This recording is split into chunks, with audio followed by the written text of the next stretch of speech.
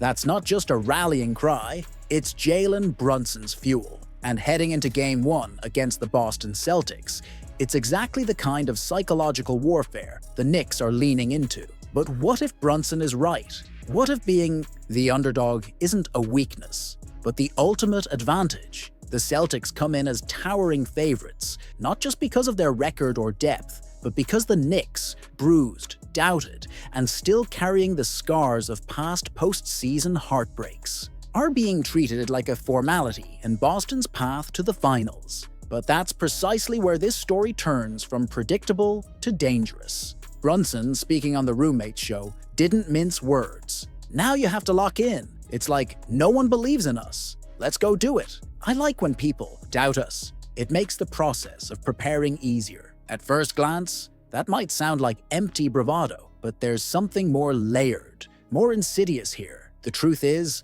underdogs don't carry the weight of expectation. They carry resentment. And Brunson isn't just brushing off the pressure. He's flipping it, weaponizing it. It's one thing to play freely. It's another to feel like you're walking into enemy territory with nothing to lose and everything to gain. The numbers don't lie. Brunson is on a postseason tear. 31.5 points, 8.2 assists, 4 rebounds per game. But more than that, he's controlling tempo, dictating flow, and surgically breaking defenses down with a poise that borders on unnerving. His shot selection hasn't just been confident, it's been clutch. And his elimination dagger against Detroit? Cold, calculated, merciless. So here's the uncomfortable question.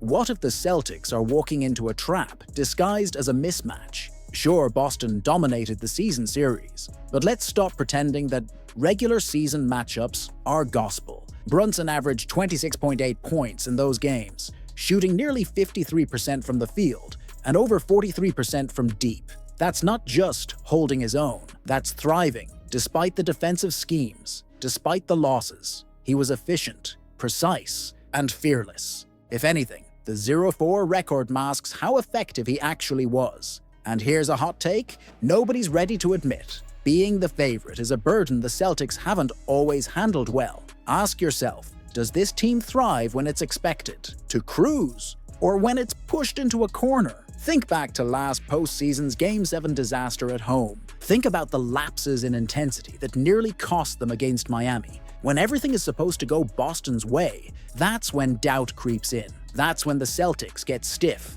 overthink, and lose their killer instinct. Meanwhile, Brunson is playing with house money. No one expects the Knicks to win, and that's exactly why they're dangerous. Let's go deeper. What really changes when you're the underdog? You stop playing not to lose. You start attacking, you make bolder decisions, you dig into the game plan with more urgency because your margin for error is already razor thin. And that mental edge, that freedom from expectation, can flip a series. Tom Thibodeau knows this. That's why he's been preaching discipline over panic, aggression over fear. He's not out to replicate what didn't work against Boston in the regular season. He's aiming to turn the Celtics' own rhythm against them.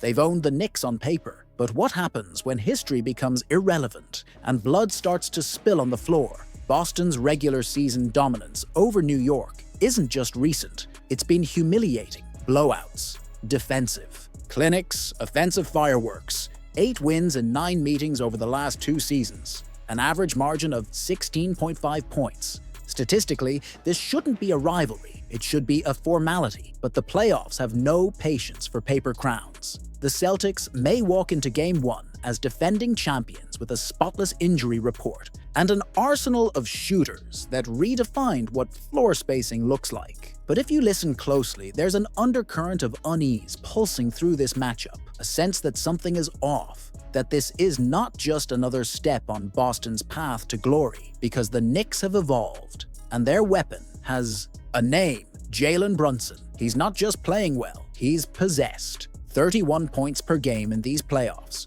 over 8 assists per night, a 40-point dagger to close out Detroit. But it's not just the numbers, it's the feeling, the control, the way he slows time, dissects defenses, and makes you wonder how someone without elite athleticism can become completely unguardable. And now, he's staring down the team that embarrassed him all year, That humiliated his squad 4 times. That beat him even when he dropped 34. But if Boston thinks past performance is insurance for what's coming, they're delusional. Because the Knicks aren't the same team that folded in November. And Game 4, the 119-117 overtime escape in April, proved it. The Celtics needed last-second heroics from Porzingis and Tatum to survive. That game wasn't just close. It was a warning, a tremor, a reminder that the floor can crack. And speaking of Porzingis, let's rip the scab off the obvious. This is personal. New York's former unicorn, drafted to be their savior, now stands in front of them in playoff combat for the first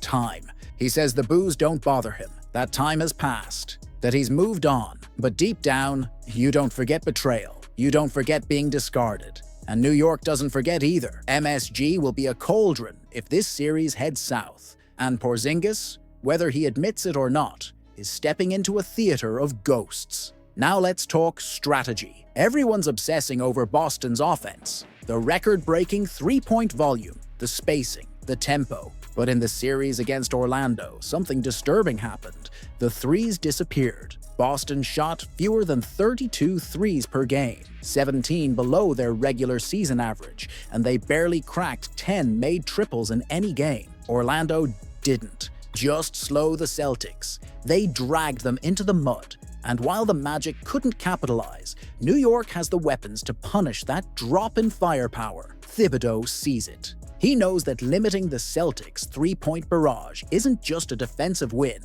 it's a psychological one. Take away Boston's rhythm, and suddenly Jalen Brown looks rushed. Tatum starts forcing mid-range pull-ups. The ball stops moving. So, here's the hard truth. Boston may look healthy, but stylistically, tactically, they're walking a tightrope, and New York's defensive scheme, if executed properly, could push them right off it. Then there's Jrue Holiday, back from injury, off the report. But is he ready? His hamstring cost him critical games against Orlando, and even now, there are whispers of hesitation in his movement. He'll likely draw Brunson, but what if he's a step slow? What if Thibs, the master of isolation mismatches, starts hunting him in switches? More dangerously, what if Jrue's presence disrupts Boston's offensive flow? With White and Pritchard playing faster and looser in his absence, reintegrating a methodical guard like Holiday could tilt the tempo towards stagnation. It's a subtle risk, but real. Jrue Holiday is officially off the injury report for Game 1 against the New York Knicks. But let's not pretend this is just another healthy body returning to the rotation. This is a seismic shift in the dynamics of the Eastern Conference playoffs. And it might be the move that decides whether Boston surges forward or collapses under the weight of expectation. Holiday didn't just miss time against Orlando. He vanished during the most intense part of a playoff battle that exposed some cracks in Boston's armor. That hamstring injury wasn't just a tweak, it was a moment of panic. Fans watched Derek White get stretched to his limits. They saw the Celtics lean heavily on Peyton Pritchard, and now suddenly, Holiday is back.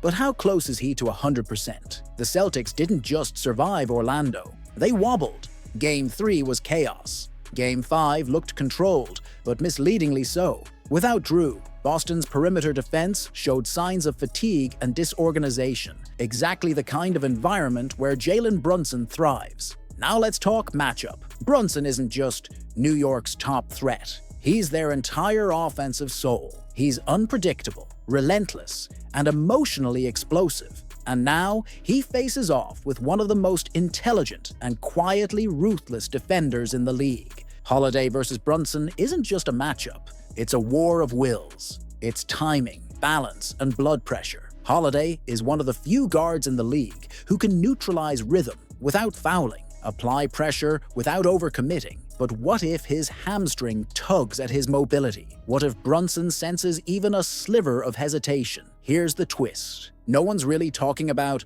Holiday's numbers this season. Underwhelming, lowest scoring average since his rookie year. At times, almost invisible in the Celtics' offensive ecosystem. Critics are whispering, is he declining? Is he worth the contract? But that's where the deception lies. Holiday was never about stats. He's about control, about flow, about knowing exactly when to dig under a screen, when to help weak side, when to step up without disrupting the star hierarchy. You don't measure Jrue Holiday in points. You measure him in moments. Let's also not forget the context. Holiday has a habit of showing up when everything tightens. Last year in the title run, he was the calm amid chaos. Fewer turnovers than almost anyone. Critical rebounds, smart fouls, timely threes, and perhaps most importantly, he's the guy who never gets rattled. On a team full of emotion-driven players, his poker face is the glue. So yes, the Celtics issued a clean injury report.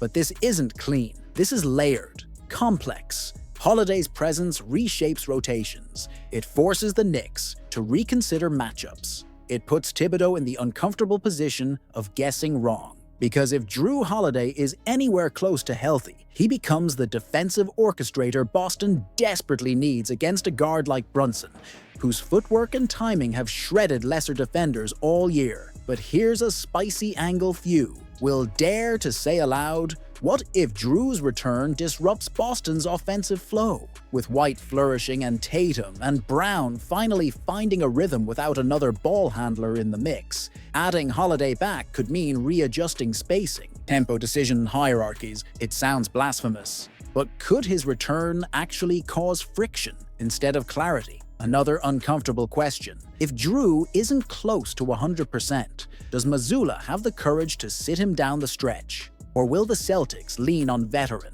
reputation over current reality? One thing's for sure, this Game 1 just became a psychological battleground. Not just Boston versus New York, it's Holiday versus Brunson, it's Holiday versus expectation, and maybe in a deeper way, it's Holiday versus time. The Celtics might be fully healthy on paper, but the story underneath is far messier and far more dangerous.